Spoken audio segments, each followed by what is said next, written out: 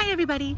I'm out here today at the Out of the Darkness Walk for Suicide Prevention, sponsored by the American Foundation for Suicide Prevention in our local chapter here in Sioux Falls. This is a really personal subject to my heart. I have lost, as you can see, 3 people to suicide. My friend Paul, my friend Steve, and my boyfriend's mom, Stephanie. It's been a long journey to process and cope with all that stuff, so the concept of suicide prevention is just, it's in the core of my heart. I am going to be showing you little bits and pieces here throughout the day as I'm able to.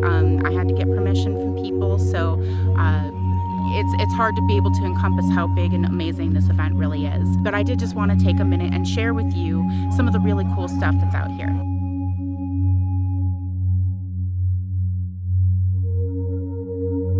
I'm Angela Drake with the South Dakota chapter of American Foundation for Suicide Prevention. We came together today and created a great walk. All the hard work that goes into this, we end up getting so much more out of it. We bring together not only survivors but those struggling so that we can come together to create a community of hope and to also spread mental health awareness. The American Foundation for Suicide Prevention is the nation's leading nonprofit organization, bringing together people across communities and backgrounds to understand and prevent suicide. We help to heal the pain it causes. Individuals, families, and communities who have been personally touched by suicide are the moving force behind everything we do.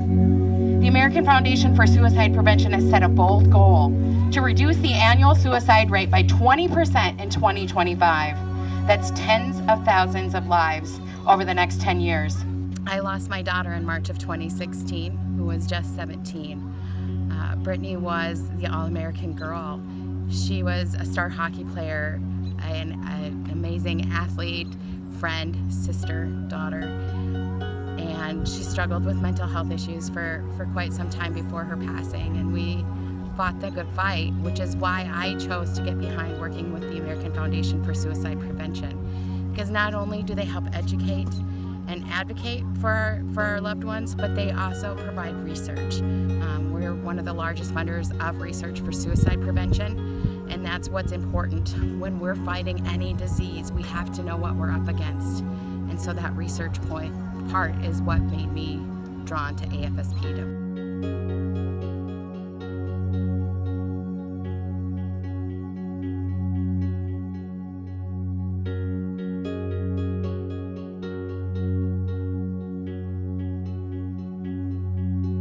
Together, we are creating a culture that is smart about mental health.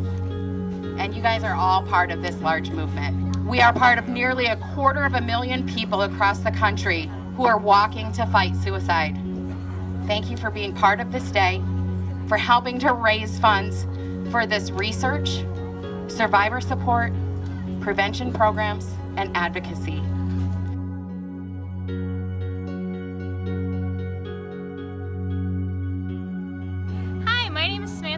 I am board secretary for the American Foundation for Suicide Prevention South Dakota chapter. I have been a middle school teacher for almost 5 years now, and coming with that, I've noticed that a lot of my students are in need of mental health support, and they don't know where to turn, they don't know where to go. And so my advocacy area especially is in educating our educators and people who work with young children about ways that they can reach out to and support our young people as they work through growing up with mental illness. Suicide is not something that hits just one demographic or one type of person. It affects everyone all over the world, all demographics, all types of people. Doesn't matter how rich you are, it doesn't matter how successful you are. Suicide and mental health are everybody's problem. My personal story is that I lost my boyfriend to suicide in 2009. He had struggled with bipolar and depression throughout the time that I knew him, and it was definitely a life-changing event for me to see someone that I loved go through that situation. I personally have also struggled with anxiety and depression growing up, and though I have a good handle on it now, I did not always have the support and resources that I need. So my biggest concern with my advocacy efforts is just getting those resources out to people. silver beads symbolize the loss of a first responder or military personnel, and this is a especially critical area at this point. We don't talk about it, we don't like to deal with it, but it's definitely a huge issue. We lose a lot of our military personnel once they come back to suicide, and so this is something that I appreciate Brad Hurst allowing me to bead him once again this year. I will be giving her purple beads, so if you see someone with purple beads, they have lost a friend or a relative. Another purple one around. We actually ran out of teal beads, which is an awesome problem to have, because that means that you're not only here because of loss, you're here because you're supporting someone in your life who is currently struggling or has struggled in the past. You are so important, because without supporting the people that we know who struggle, and without starting that conversation and being that lifeline, we can't hope to further our cause. So anyone who's wearing teal beads or is supposed to be wearing teal beads and does not have one because we ran out, we appreciate you. Thank you. Blue is a prevention supporter, so this is anybody, everybody, even if you have not experienced a loss yourself, even if you do not struggle yourself or do not know someone who is struggling, everybody can be a suicide prevention supporter. If you see someone wearing green beans that is a personal struggle or attempt, this is a hard one to talk about too, because a large part of our suicide prevention efforts are getting rid of the stigma behind mental health, mental illness, and suicide attempts.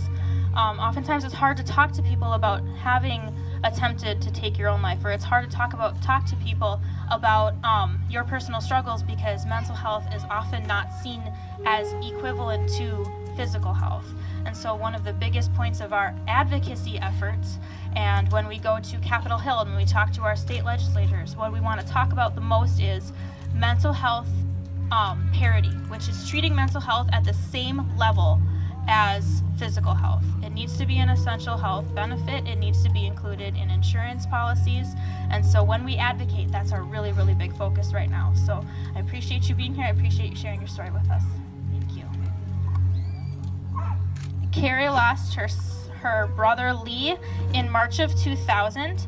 And loss of a sibling, again, is something that affects a lot of us here. It can be really tough to grow up with someone and to lose them in this way, but if you see someone with orange beads on, that means that they've lost their sibling. Gold beads are loss of a parent or a grandparent. So she lost Lyle and Betty, who are her parents, on May 22nd of 2008.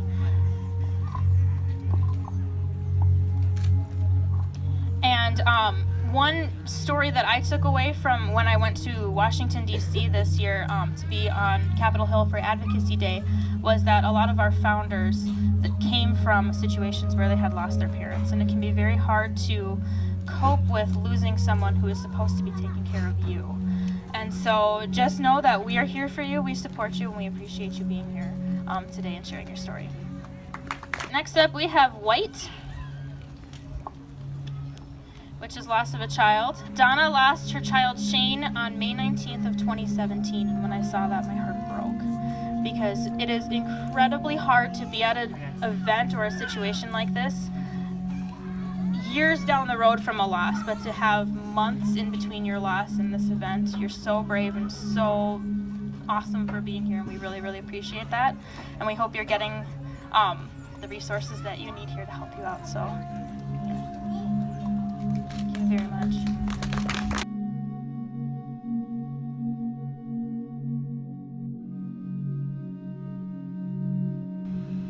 Hi, my name is Brad Hurst. A lot of man hours go into preparing this walk and putting things together. And I also lost my brother to suicide in 2014. He was part of the United States Army, and I met Angela a few years later when she was impacted by suicide. And both her and AFSP are a crucial part of my life and the support that I receive being a survivor of suicide. It's a struggle, and this walk allows us to meet and connect with other survivors and give us a sense of belonging. Brad Hurst started his organization to offer burial assistance and grief counseling to survivors of suicide. Following the passing of his brother, Brad formed this organization. after experiencing such an overwhelming support provided by the Casualty Assistance Officers of the United States Army.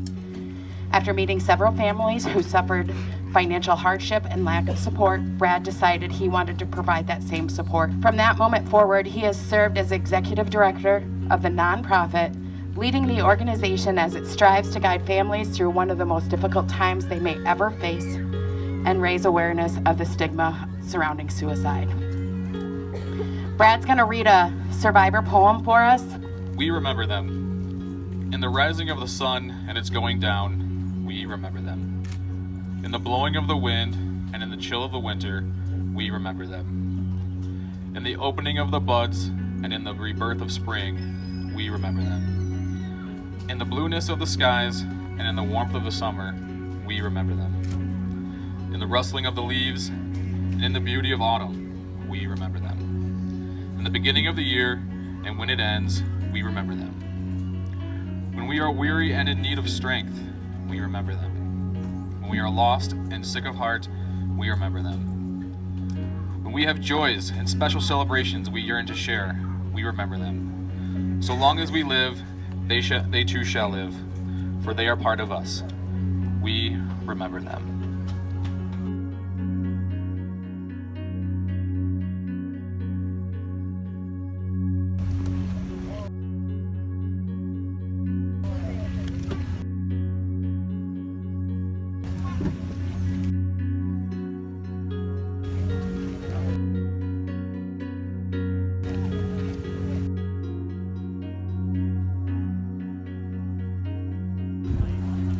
The line is so long of people walking that the front of it had to stop and wait for the back of it so we could loop back around over the bridge.